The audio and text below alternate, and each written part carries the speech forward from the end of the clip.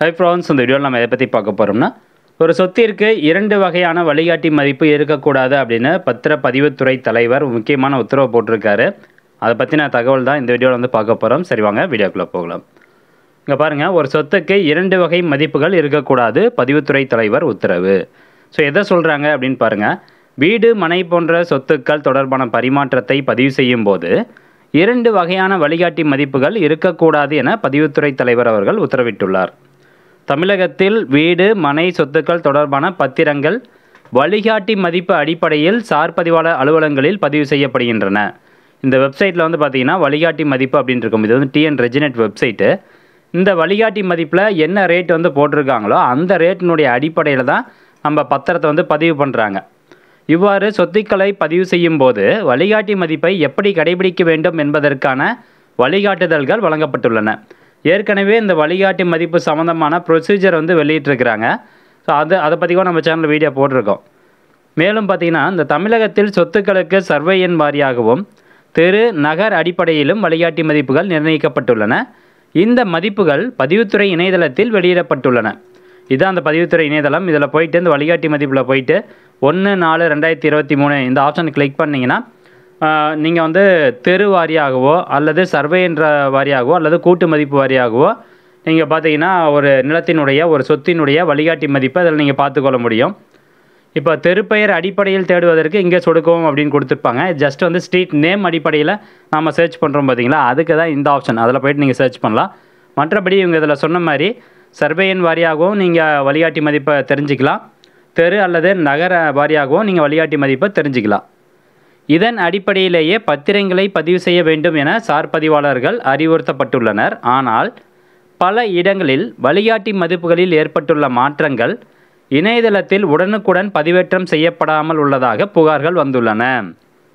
மேலும் இது தொடர்பாக பதிவுத்துறை தலைவர் தினேஷ் பொன்ராஜ் ஆலிவர் அவர்கள் வந்து என்ன உத்தரவு பிறப்பித்திருக்கார் அப்படின்னு பார்த்தீங்கன்னா, ஒரு சொத்துக்கு தெரு அடிப்படையிலும் சர்வேயின் அடிப்படையிலும் என 2 வகை வழிகாட்டி மதிப்புகள் இருக்கக்கூடாது.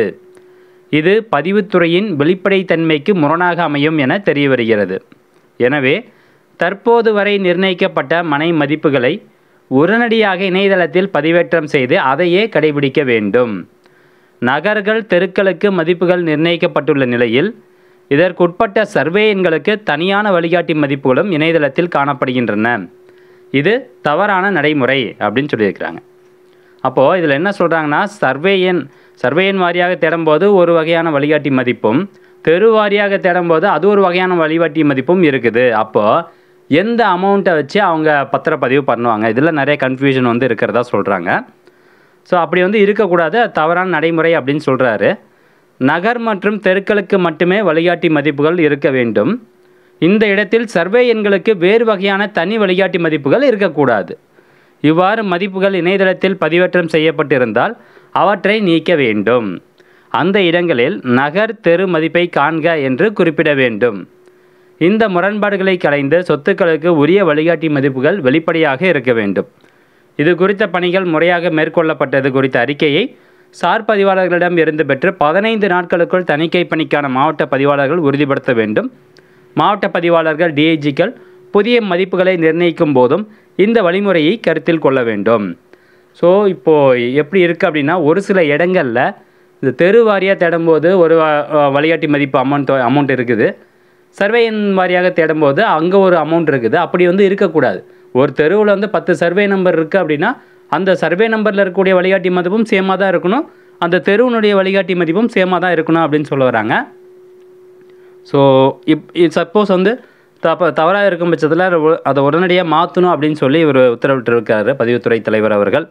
ஸோ அது எப்போ மாறுது, உடனடியாக மாறுதா இல்லையா அப்படிங்கிற தகவல் தொடர்ந்து நீங்கள் நம்ம சேனல் மூலமாக தெரிஞ்சுக்கலாம். ஸோ ஃப்ரெண்ட்ஸ், இந்த தகவல் கண்டிப்பாக உங்களுக்கு யூஸ்ஃபுல்லாக இருக்கும் அப்படின்னு நினைக்கிறேன். சப்போஸ் நீங்கள் ஒரு சொத்தை வந்து பதிவு பண்ண போகிறீங்க அப்படின்னா தெரியன் வாரியாக இருக்கக்கூடிய வழிகாட்டி மதிப்பையும் புலையன் வாரியாக இருக்கக்கூடிய வழிகாட்டி மதிப்பையும் ரெண்டையும் வந்து கம்பேர் பண்ணுங்கள்.